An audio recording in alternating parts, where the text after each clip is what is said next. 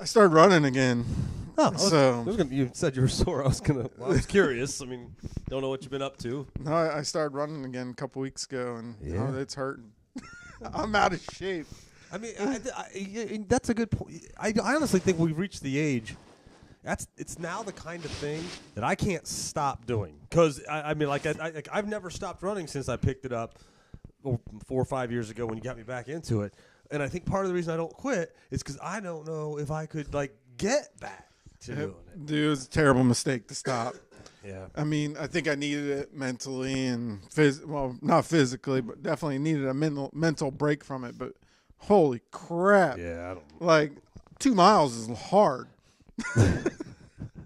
Yeah, and I don't know. I don't think people don't realize how long 2 miles really is. And if you just have shut your body down from running and just go out and do it. Dude, I feel bad for my neglected dog because I thought, I'll get back into it and I'll take my dog who I've never taken running before. Oh, yeah. Dude, she's done it 1.5 miles. I'm like, oh, poor. Yeah. What have I done to this poor dog? And then when on the other hand, if I take my Great Dane out, all of a sudden I intend to run an 8-minute pace and I'm going 7:20 because it's what she. Dude, you could saddle your dog up, and she'd still run a 7:20. Oh man. Yeah, but I'm a little sore.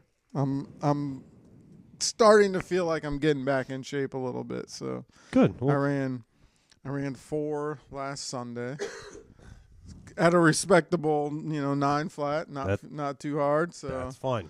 I'm okay with that. When you're getting back into it, it's just about putting miles under. Oh, I know, and that's the hard part for me. I lack the patience to get that LSD, long, slow distance.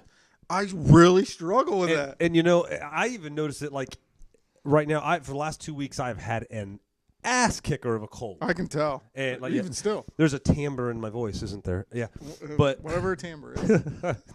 But I've had this, and just when you're dealing with that, and I'm running through it because I'm not going to lose fitness, so I'm running through it.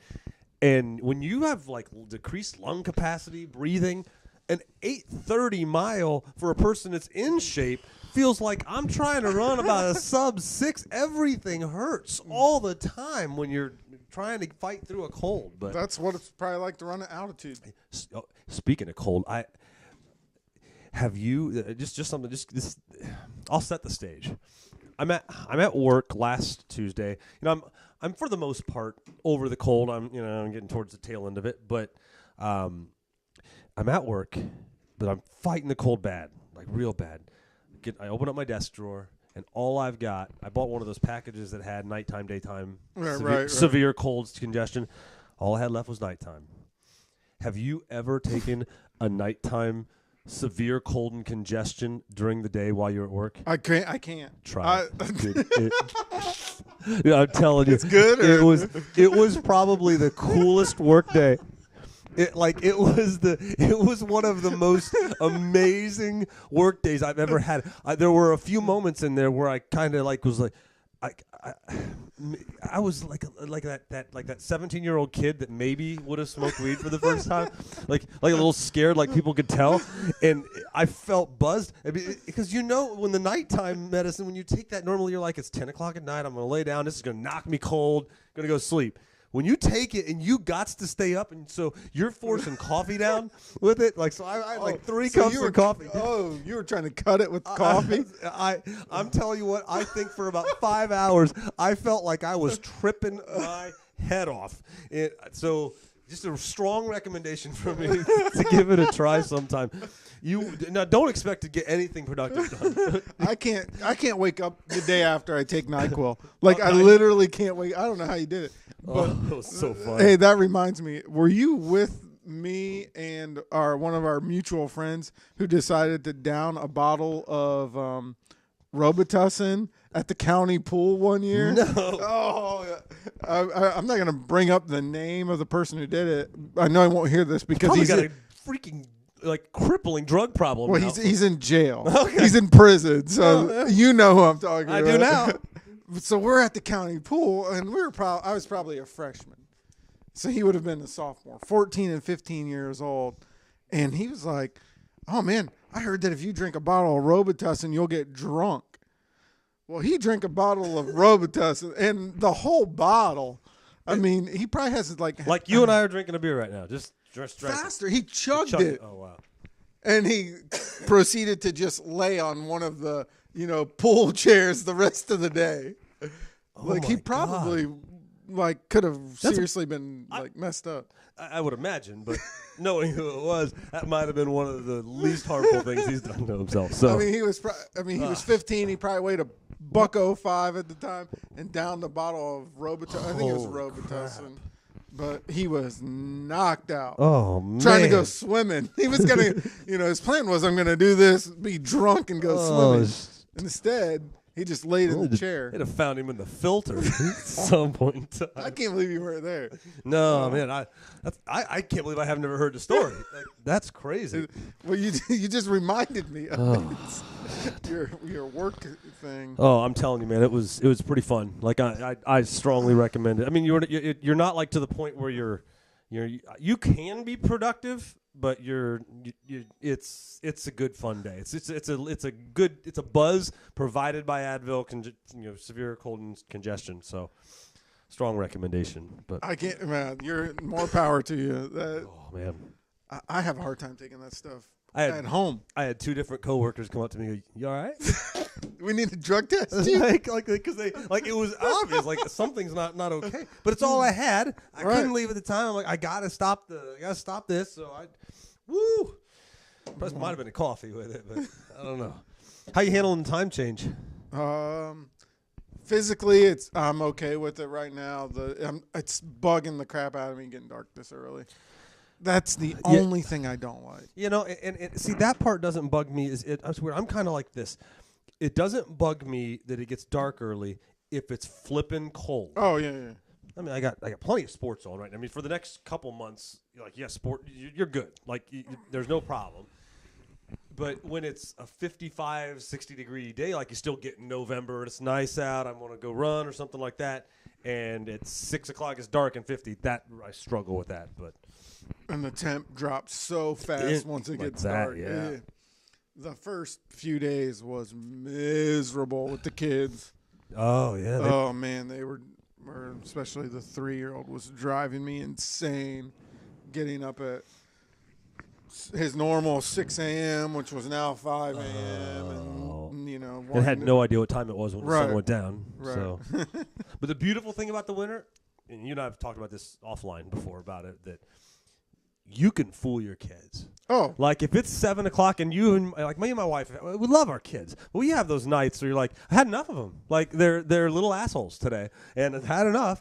And we will tell them at 7 o'clock, it's 8:30. It's time for bed. Now, Caitlin obviously can read a clock at this point, but it doesn't work with her. Just got to take them away. Yeah. No clocks in the house during the winter.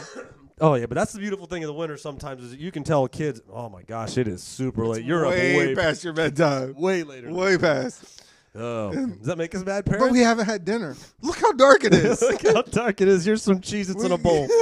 Good night. You had dinner. You just forgot. Look how dark it is. So we haven't podcasted in quite a while. I know it's been almost 3 weeks. Things come up. You had that surgery for that rash. No, I'm just kidding. No, none of that's true. Please don't think that's true. Since the last one, we had we had bad things happen to the Ohio State Buckeyes. But I think it's funny. It's sometimes interesting to it's been talked about by everybody, so we don't have to spend a ton of time on it. But it's crazy that we sat here the last time talking about the Buckeyes going to the national championship game. We've lost a game, and nothing's changed. The situation is exactly the same as it was. We control our own destiny. How do you feel about the Bucks now? After Nebraska, I feel good. Yeah. I mean, it's hard not to feel good when you rout a top 10 team. Right. Even after their starting quarterback got hurt, I feel good based on the level of play I saw from JT. Yeah. That, and I felt like the coaches kind of loosened up their, they weren't as conservative as they had been the last few weeks. So I feel good there. I still I'm a little nervous about the Michigan game. I'm nervous about it. I know Michigan hasn't played anyone. Right. And when they have played someone, it was at their own place, and it was a tight game. But I'm nervous about the game. I can't. No, that's good. I mean, that's right, good. Right, it's kind of a cool feeling. But what I think I've learned, the 11 Dubcast and those guys put it. First of all, they do. If you don't listen to their podcast for the 11 Warriors site, if we just Johnny. Yeah, we touch on the Buckeye football because we're Buckeye fans. They go into places and depths that we would never spend 45 minutes on. Right, they dedicate 45 minutes. Yeah. Half of that 45 minutes is to the previous game and half of it is to the upcoming game. So they're digging into it. And I think what they covered it, so they changed my perspective, which is crazy. Credit to them. They changed my perspective that we were looking for the wrong things, and what we saw was we are seeing how young this team is. It was not at the beginning of the year, and we are the youngest roster in Division I college football, or what they call now FBS. But in the whole thing, the youngest roster, the talent level is ridiculous, and you see a team right now that is capable of beating anybody in the entire country by 30. And they are capable of losing to anybody in the entire country.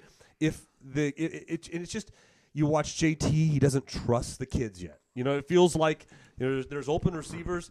When they did some deep dive into film and said there were wide open receivers in the all 22 view where you can see the whole field at one time, and things that JT would in the past have thrown to a Devin Smith or to a Michael Thomas. He just doesn't trust the kids yet. And I think we're just seeing youth, and we need to change our expectations and just enjoy the ride, know that they're capable of whatever they're capable of this year. But holy crap, next year, JT ain't going nowhere. Right. He's not going. The NFL has no interest in JT Barrett. None. I mean that respectfully. Right. It's just, he doesn't translate. That team next year, my heavens. So I've just changed my expectations. They have every ability to beat Michigan by 40. Right. And they have every ability to lose to Michigan. Absolutely. And that's how I feel. And the thing that the Dubcast, you said it changed your perspective. The thing that it put into perspective for me was we're freaking spoiled. Oh, you bet we are. Yeah. We are flipping spoiled. God, we lose a game, we pout for 3 weeks. And I did. I know. I skipped the Dubcast after we lost. I know.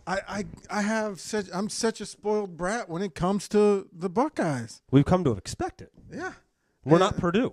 I don't mean to be. Hey, sorry, did you send him your resume by chance? You might be considered. I'm worried they're going to steal. They're going to steal somebody off our staff. It's going to be Schiano, Fickle. Yeah, I think so too. Wow. You mentioned JT being afraid to throw to the young receivers.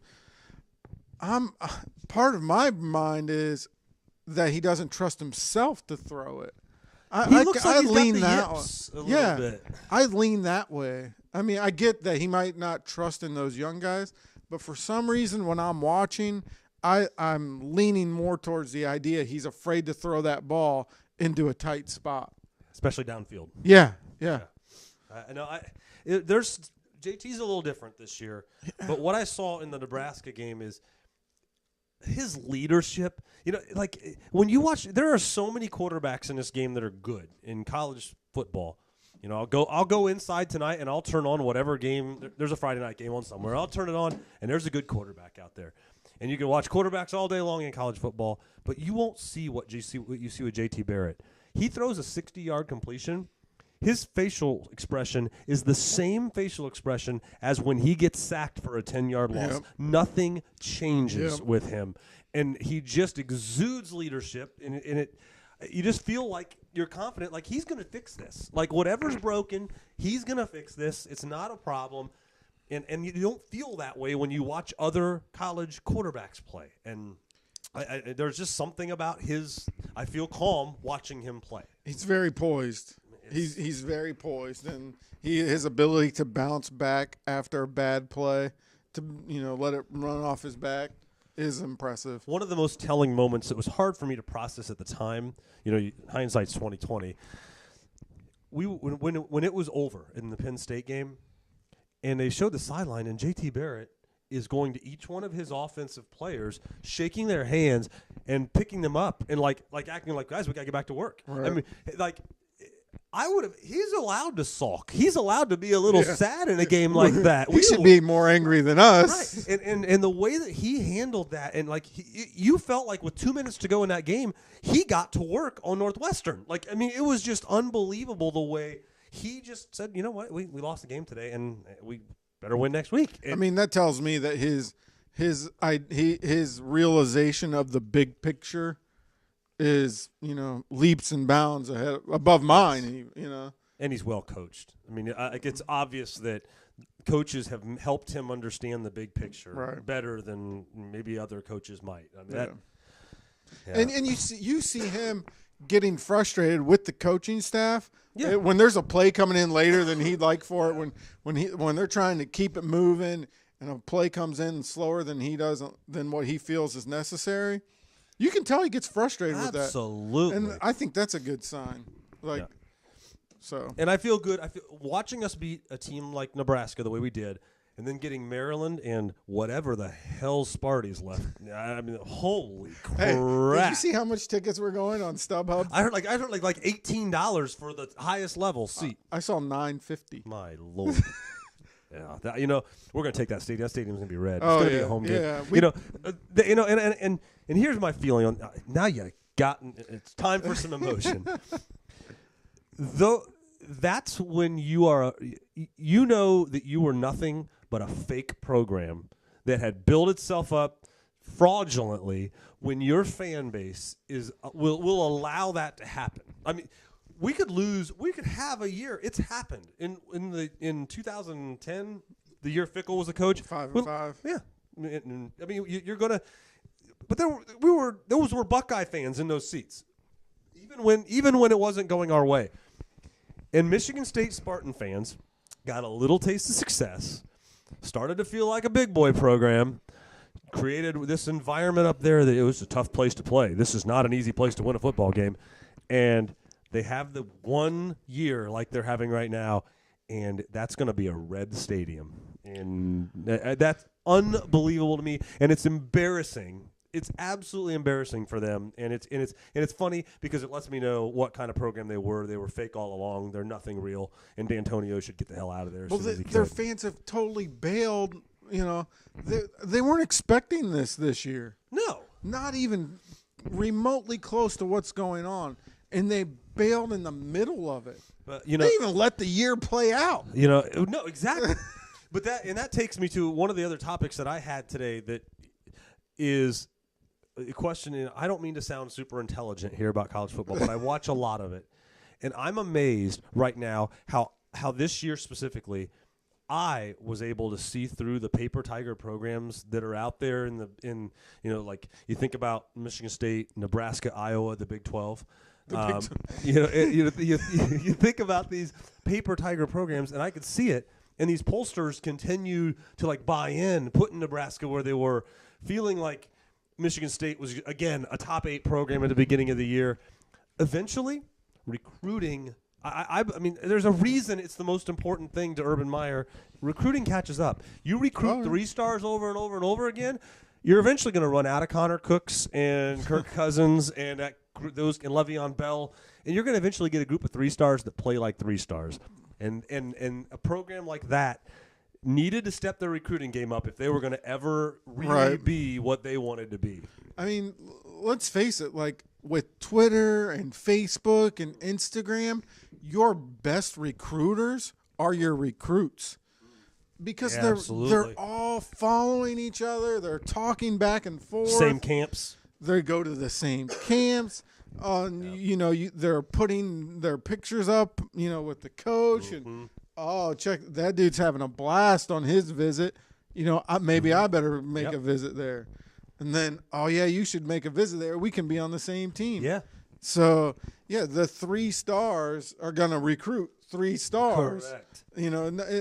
Not necessarily just the coaching philosophy of we're going to turn these 3 stars into 5 stars by way of play. Yeah. And you got to ask yourself, like, how many assistant coaches were that important to Michigan State? I mean, the guy. There's a head coach of Pitt right now. There's a really, really good defensive coordinator there. Maybe it was him. Maybe I just they had everything land perfectly for them. And also, oh, by the way, they were good. They happened to have their upswing when Michigan was terrible. Right. So, but like a Nebraska and an Iowa. Again, this year, they got all the benefit of the doubt. Preseason, Iowa was a top 10 team, which is baffling to me. You are not a top 10 football program legitimately, and I don't care who I upset with this. If you have to get on a plane for every single recruiting trip you make, you are not a top 10 program. You have to have a recruiting base somewhere where you are at. And that's why I felt like all along, out in the Big 10 West and the Big 12, and minus the Texas programs where you can, the Texas football. But so many of these remote areas of the country, there's no talent base to get from. Hell, in Iowa and Nebraska, they play 7-on-7 football in high school because they don't even have enough kids to field full teams. So if you have to get on a plane, you're not a top 10 program. Please quit putting them there. And Colin Cowherd talks about this all the time. He told Nebraska, he tweeted that Nebraska can go ahead and turn in their fake ID because, again, they were, it's great. Because that's lifeblood is recruiting. And if you have to get on a plane for every player on your roster, it's not going to last. Right. And I don't necessarily blame the schools. No. It's all about the polls, you know. I don't like preseason polls for that reason. Because they build them on what happened last year. Yes, Iowa won 10 games last year because they played nobody. And then when they faced somebody in a bowl game, what did Stanford put on them? Right. 60? It was. It was ridiculous. And for some reason, they still got the benefit. Well, they did win 10 games last year, so we got to put them in the top 10. What? No, they finally played someone and got beat by a half 100. And I'm not sure that whole conferences don't get blown up based on polls. So the SEC, they may not be this great conference that everyone talks about. Rough year. It's a rough year. But how much of that can be attributed to the value, basically the valuation that they were given by the pollsters? Right. No, exactly.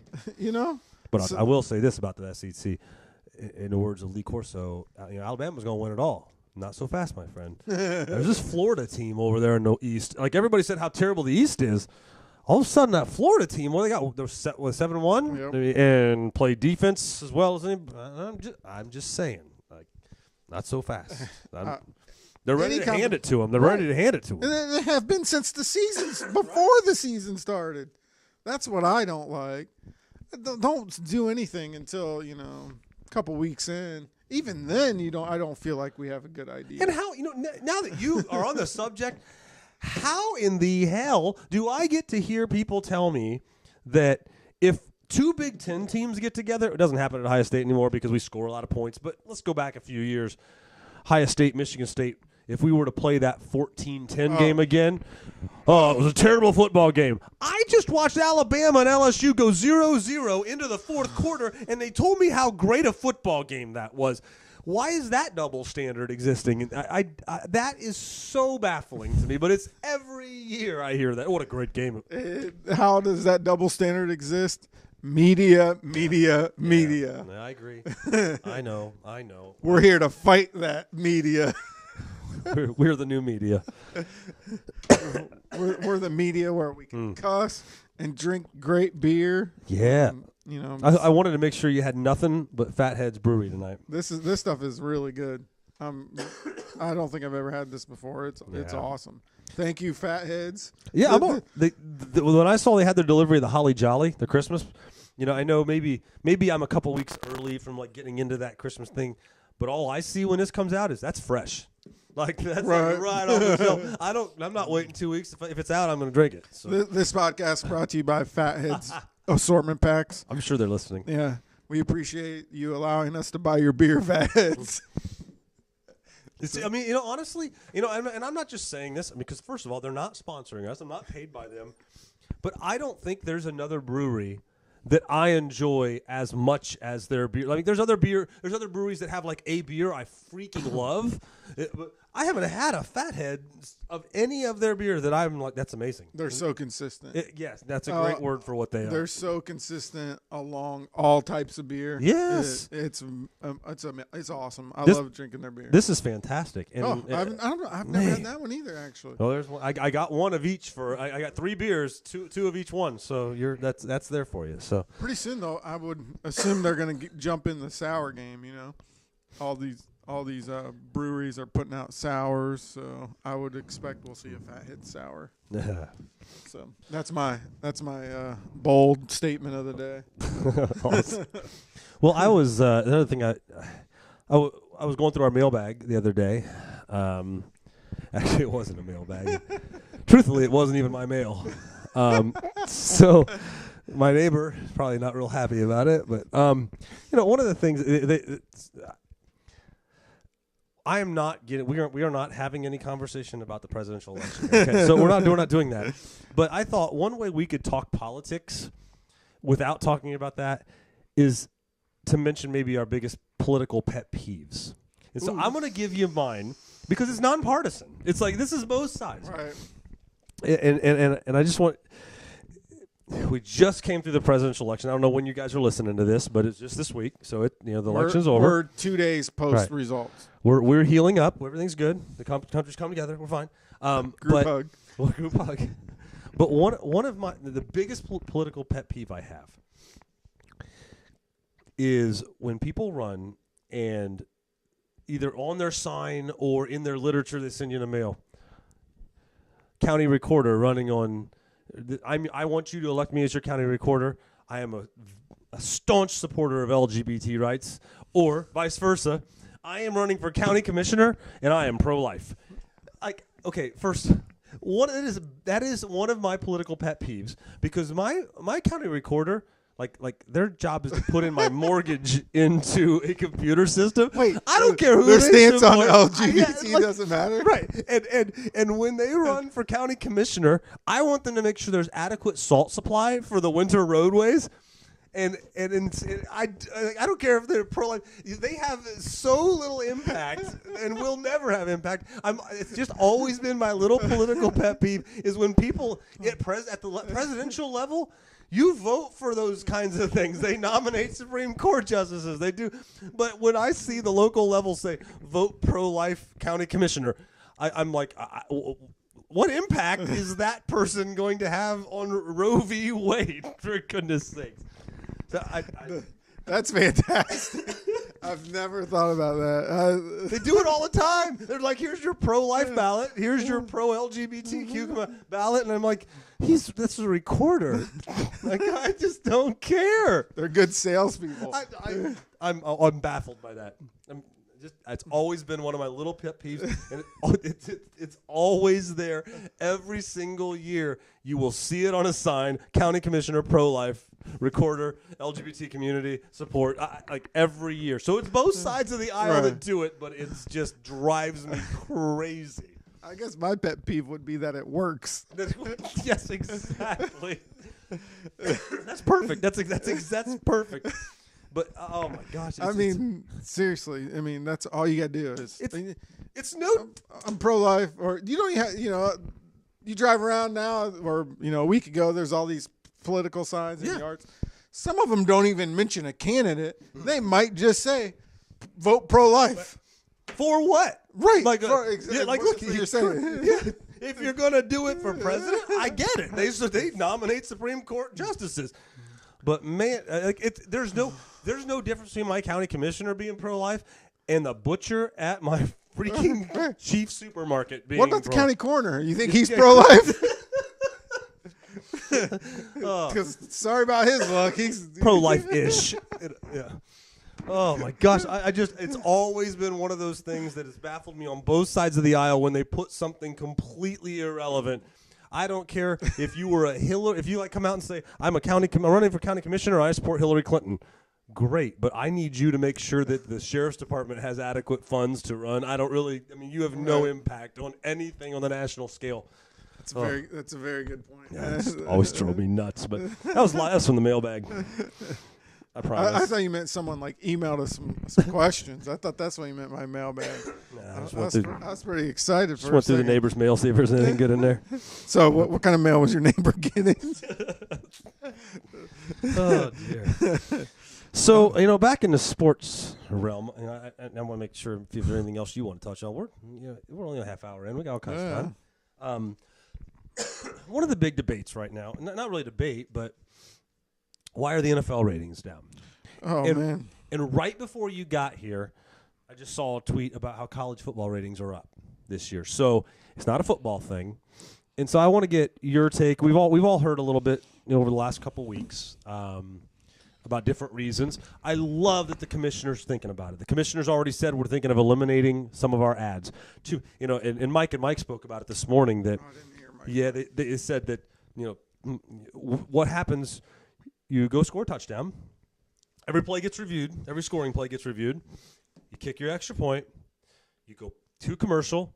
You come back for a kickoff. You go to commercial, and you come back. There's 7 to 8 minutes between real plays that aren't a kickoff.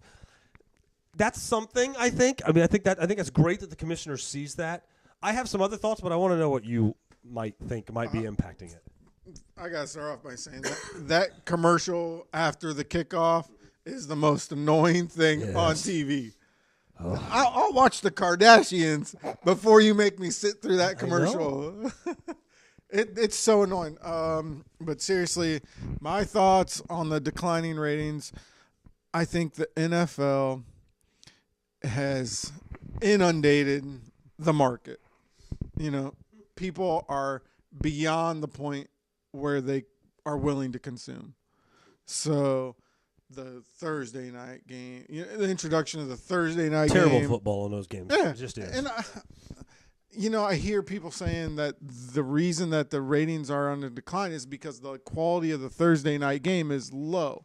And I don't necessarily agree with that. I think it's a quantity thing over quality. So I think the introduction of the Thursday night game in 2006, and then you have a Sunday night game that is Sunday night in America, and then Monday Night Football. And you have all these choices. I think the NFL basically screwed themselves when they invented the red channel or the red zone channel. Absolutely. You're right on my thought. Yeah. I mean, and I see where they were coming from because that's a fantasy football person's dream. Yes. They didn't realize that, these average fans who got together on the weekend were going to be like, oh, we don't have to see any commercial. We're only going to see the exciting stuff. Never have to wait through a replay. All on one channel. And that Hansen guy that hosts it says it all day long when you're watching the Red Zone channel, which I love, by the way. So I'm not saying do away with it. Right. He says it all the time. Oh, we don't do commercials here because when they're on the game and it tries to go to commercial. Oh, we don't do commercials on the Red Zone channel. We go. It fits our attention span in this country. Absolutely. It's hard not to watch the Red Zone channel, even when your favorite team is on TV. So I think we agree on that one. I will say that I think if the commissioner does eliminate some of those, he will get them back because I'll tell you right now, I'm the first one to admit that what's happened on a 1 o'clock game last week, it was a 4 o'clock game last week. I was watching a 4 o'clock game. Touchdown got scored. They went to commercial.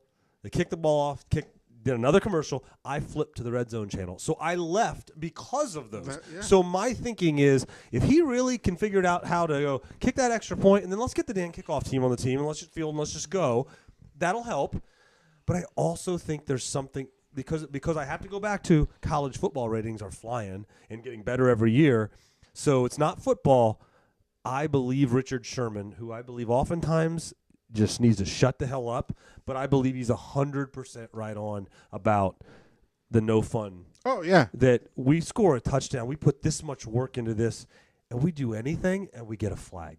I mean, I think people get sick of it. I watch my team, and as soon as they score a touchdown, I watched Terrell Pryor score a touchdown, I'm like, oh, he did spike the ball, please don't throw a flag. I shouldn't worry about that. I mean, come on.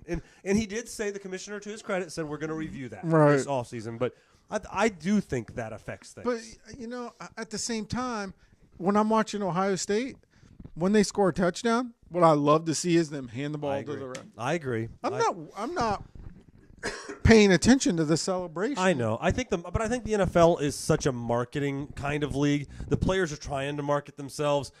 In the NBA, I just watched Dwayne Wade sink a 3 last week and do the throat slash and nothing. Right. I mean, I feel like there's the marketing that the players can do for themselves in the NFL that the league just won't let them do. I think there's a lot of factors. I think the red zone's a huge part. I think the commercial breaks are ridiculous, and I also would say that I'm just now, like this week, I'm fired up about a game because now we've gotten far enough into the season that we know what the teams are. I get the Seahawks-Patriots Sunday night, and I'm like, I'm not missing a snap of that game. I think the election. I mean, I know the CNN and Fox News ratings were through the roof they were insane for the last 3 months. So I think I want to see what it looks like after post-election. But I mean, I think now that we get into games that matter, I mean that's a Super Bowl preview kind of game this week we get, and I bet the ratings will be awesome. Oh, I'm sure. Another thing that I forgot to mention was the London games. Just that forced. It feels forced. It feels forced marketing. Yes, it does. I admit to you, though, I went to the gym at 8 o'clock on the morning last Sunday, and I came home and I was like, this is cool. I mean, I do believe you're right. It's cool to me because you and I are diehard football fans. You're going to watch that game anyway. The casual fan didn't know it's on. Right. Right. And I think you're right. I think the saturation of that and the forced marketing, we're forcing this. But, man, it was cool to go to the gym at 8 a.m., grab a coffee on the way home, come home and watch football at 9. But it's a little weird to not to be drinking, so you got to have a Bloody Mary or something. Yeah, I know. But, I mean, I like them. So I'm not saying the NFL made a bad decision doing it, but I do believe that's a diehard only game. Yeah. The diehards are watching that because again, I got a good one when I got the Redskins and Bengals, but we've gotten a lot of Jacksonville and games that mean Buffalo. Yeah, and we've gotten a lot of crap games in London that the diehards like us are watching because it's football at 9 a.m. and it's not church. Correct. It's not church. So yeah, I think there's something to that where. Yeah. I mean, they've just forced themselves into wherever they can put a game, and that's going to lend itself to declining ratings. It's just going to. I think they're going to have to eliminate at least the Thursday night game before they get the ratings. I think the Thursday night games need to go. Look, after week 8, I mean, I know we live in a world of DVR, but you're trying to pull better ratings this year than you had last year and the year before and the year before. You're up against Big Bang Theory. I mean, and I know sometimes the crowds don't mix, but it is the most successful sitcom in the history of sitcoms, and you're really kind of being arrogant thinking you can throw out a Cleveland Browns-Ravens game and win that. Right. And in the NFL wins all ratings. They just do. But, I mean... When you have two things on TV at the same time that both attract those kind of numbers, right? There's going to be a pretty significant overlap. And I don't know what that number is, but, it's there. And unless you're giving me Patriots Seahawks on Thursday night, right. and they're not going to give us that. They're intentionally just we're going to throw a couple teams out on the field. We're just going to throw a couple teams on the field. We're going to put them in these Color Rush uniforms on Thursday night. It'll be awesome. The Color Rush. Man, everybody's bad. The Jaguars uniforms, like epic bad. Like Houston Astros 1985 bad. Yeah. Hey, I like those. Of course you did. You like the Padres then too? Kinda. Mm-hmm. Come on, Nolan Ryan wore that jersey. When you could throw like he threw, he wear whatever he wanted out there. Yeah. So I don't know. We'll see what happens with the NFL ratings. I just feel like there's too much of the NFL right now. And again, we'll put to make us want it. And put it all in perspective, it doesn't. They're killing. Oh yeah. I'm glad to hear the commissioner even slightest downtick in ratings, even though it might all be the election. We might find out the second half of this season the ratings are nuts. But even the fact that it happened, the commissioner said, I want to make changes. And I think sometimes we've talked in the past about how Major League Baseball is slow to change any damn thing. and the commissioner maybe if I was in his shoes, I'd have been like, I'm going to let the whole year play out. I'm going to see what happens after the election, see if it gets better, and then we'll address it. He's already saying, no, we got to do something. Yeah. So I love that the NFL is always thinking like that. And we've talked before. We gave Roger Goodell props about how good of a job he does at his job. He plays the role, he takes the heat, and he's willing to make even unpopular changes, even when they might be necessary. So kudos to him. You excited about college basketball tonight? You can probably hear my phone. That's what keeps popping up. Your alert was going off? Oh. Yeah, I'm getting these alerts. Michigan State and Arizona getting ready to tip off, and Georgia Tech, UCLA. I'm not excited for the Buckeyes yet. They're going to be good. They're going to be good for sure. Yeah. But I'm not. And I've been hard on them. They're going to be good. I'm not excited yet. And I think part of that is because I'm still wishy-washy about what's going to happen with football. No, I get it. I just love this time of year. We talked about it in the last podcast. This time of year, holy crap! It's almost like for a sports fan, it's like, dude, I'm gonna have to quit my job to keep up. I'm gonna go. We're gonna get done with this. I'm gonna go in the house. I'm gonna watch college basketball, flip to college football. And there's a soccer match that I have mild interest in, the U.S. and Mexico. There's so much. This time of year is insane. Oh, and the NBA's on tonight. There's just so much going on. College basketball. I agree with you. College basketball, obviously, it ramps up. March is all that matters. Yeah. But when you add it to the holidays and the basketball, the football, like this time of year is just, if you're a sports fan, if you're not having fun this time of year, you're a Purdue fan. That's like, they're gonna be good in basketball, but the ACC Big Ten Challenges is like one of my favorite few days of the whole season too. So I love watching those games. I'll be pumped up probably when that gets around. Yeah. No, I love. We got married this time of year, and this was like I remember we were on our honeymoon, and every single night of our honeymoon, we watched college basketball. And you're still married. I watched college basketball. I don't know if she was equally excited, but I always just remember. I'm like, oh yeah, this is the time college basketball is taking off. And we'd go, and it was the Maui Classic. That's always the week of Thanksgiving, before Thanksgiving. That because we were watching all these games from Maui on the honeymoon. That's awesome. It's probably not supposed to be watching TV. Yeah, you're probably not. That's why. There's time to multitask. There's a mute button. You said that. Yeah. What else you got? Do you have anything you wanted to get off your chest before? We got minutes. It's been a long couple weeks, it seems like. Like I said, I feel like keeping up with all this stuff that's going on, I'm gonna have to quit my job. We're gonna need a couple more sponsors so we can do this for real. I don't know. Honestly, when you get to this time of year, I feel bad for non-sports fans. I feel bad. Like this is such a great time of year, and they're like, what's a non-sports fan do? Do they read books? I don't know a lot of them. I don't know what you do. I think it's a great topic. We should find we should just do surveys of non-sports fans.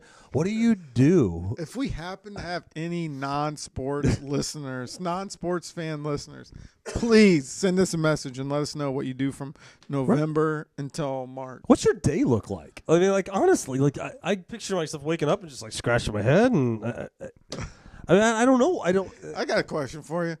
How long after you wake up does it take you to check Twitter? It probably won't surprise you. I am one of the most structured human beings you'll ever meet in your entire life. There is an order to everything I do. There is not if I do something out of order, it's going to ruin my day. I assume that's the day a meteor will hit me if I do something out of order. So I generally will climb out of bed, brew the cup of coffee and my Keurig, looking for another sponsorship. And as soon as that's up, I'm a 5 o'clock, 5:30 guy. I'm early anyway. Get that coffee going. First thing I do is check Twitter, so it's probably a minute. 1 minute. And I'm pretty close because I get up, I let the dogs out, and I go when I'm outside with the dogs. Literally, I get up, and as you know, I'm dressed within the first 30 seconds. Well, why do I know that? Well, we talked about it. Well, we talked about it with our wives one time. Right. Yeah. Right. But on a podcast, people are probably wondering why the hell I know this. That you get dressed right away. Okay. Yes, we had a previous conversation about. I think it's important to note. So immediately upon waking, I get dressed, and then I let the dogs out. So strange. And I check Twitter out while I'm outside, while the dogs are doing their business. So within the first 2 minutes. About the winter. You're standing out there in the winter, but you're dressed. So I'm dressed. Yeah. See, I don't want to let everybody in on. I'm a pretty private guy, but I'm a robe guy. That's not an option. You're for Cousin me. Eddie. You'd be Cousin Eddie in the winter outside. I would love to be Cousin Eddie. I mean, my hero, best movie. You know what? We should have a topic about best holiday movies, and we'll do that as we get in the next couple weeks. I was just gonna say, what is the countdown for T-minus how many days until the first showing of National Lampoon's? It's on December 4th. I've already got the ABC Family picture. They're all their schedule for the month. It was usually on around Thanksgiving. It's the third. It's a 25 days of Christmas. It's all of December. I get Elf early on. Which was fantastic. Anything Will Ferrell's just awesome. But that was one of the greatest movies ever. The National Lampoon's Christmas Vacation. Yeah, we need to. That's a good topic for us. Probably is to talk about the holiday movies. We should do a podcast where we're just watching National Lampoons and podcasting throughout the movie. People would love that, wouldn't they? I would think so. I would hope so. They can watch. We can. We'll put it out and we'll say. Cue the movie up. Watch along with us. Yeah. I think that's a great idea. Bring it on. We'll try it. Yeah. Well, I think we should definitely try that. But Thanksgiving's coming up. I'm pumped for Thanksgiving. What's your favorite Thanksgiving food? What when you wake up on Thanksgiving morning, or maybe 4 days ahead of time, you start getting you're frothing. Man, I'm a big appetizer kind of guy. So really, yeah. I can skip the turkey, skip the ham, but not saying I'm not going to eat it. But my favorite foods on Thanksgiving are the meat and cheese trays. Sure. Yeah. Or the pinwheels, cheese balls, that's what I love. Deviled eggs. Oh, shit! I you can don't even buy it. You just put the whole thing in your mouth, just bam, bam. The single reason that I agreed to having chickens was so that I could have more deviled eggs. That was. Do you eat deviled eggs throughout the year? Oh yeah, we have multiple family get-togethers, but at Thanksgiving I wreck them. I tend to only eat them Christmas, Thanksgiving. I mean, I'll eat them if they're around, but I feel like I don't see them very often outside the holidays. At my parents' house this year, I'm in charge of making the turkey, which I love making the turkey. I mean, that's my thing. I've got a couple recipes that are I don't tell anybody about.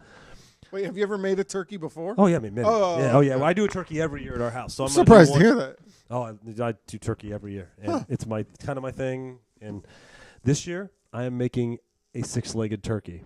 And because at my parents' house, it's everybody wants the dark meat, and I am a drumstick guy, so I am going to make the John Madden 6-legged turkey. And do they just sell those in the store? No, they do not. You have to find the parts, and you have to put this together. So I am going to show up with a 6-legged turkey to this thing, and I think it's going to be awesome. But I'm sick and tired of people trying to take my leg. I take a whole leg. My brother comes in, takes a whole leg. My mom comes in, where's the legs at? Oh, that's BS. Even after you cook the turkey, they're claiming dibs on the legs. Right. Oh, no. And I have no use for your white meat. I don't have any use for your white meat. I'm a dark meat guy. That's what she said. Sorry. I don't even know what else to say at this point. That's probably where we should close. I want that drumstick in my hand. I want the deviled eggs. I want the meat and cheese tray. And oh my gosh, that's my Christmas. The whole I hate that people get offended that you say the holidays. They're all this. I say it because it encompasses Thanksgiving, Christmas, New Year. It's sure. I'm not trying to offend anyone when I say that. The holiday is the best time of year to me, and I think primarily because awesome beers, and I eat more in a course of a 6-week time period than any human being should be allowed to eat in a 6-week time period. That's why I started running again, because I started a tradition probably 4 years ago. Yeah, 2012, where I started doing a Thanksgiving morning race. Oh, yeah, you did. So, that's right. Since 2012, every Thanksgiving I go and do this same race.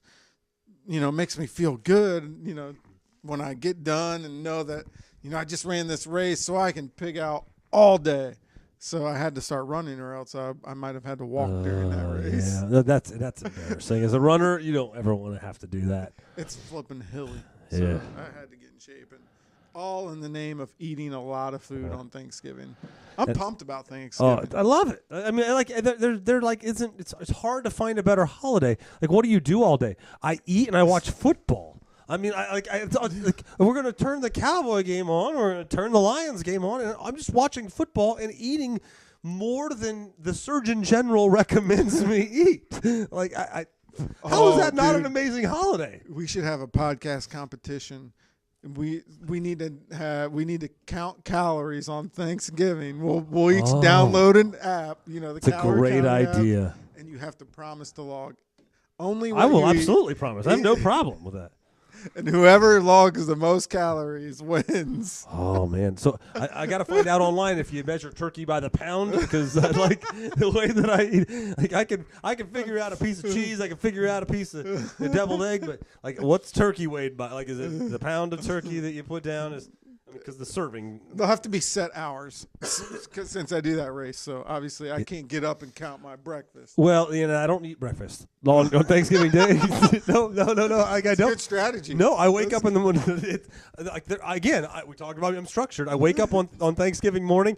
First thing I do is I sit down, and it is coffee, and it is Macy's Thanksgiving Day Parade. And then as soon as I'm at my house, I'm at my parents' house, as soon as Santa Claus comes right along at the end of that parade, it's turkey time. So we hit it at noon. Like it is noon on the dot that we hit the turkey. Wait, so what time do you start cooking this turkey? Like I'll be cooking that turkey at like 5, 6 a.m. I'm a 2 to 3, 4 hour. Okay, I thought they took longer than that. No. As long as you're thawed, you're good. Right. But it's real important that you have it thawed. But yeah, no. I got the Thanksgiving Day is very important, and breakfast is not allowable. You need to be when Santa comes down there. He's giving you 2 gifts. He's giving you the gift of we're heading towards Christmas, and he's giving you the gift of get to that kitchen, young man. And that's that. So yeah, no breakfast. But well, I guess we're probably not running out of time. Hey, we did forget to.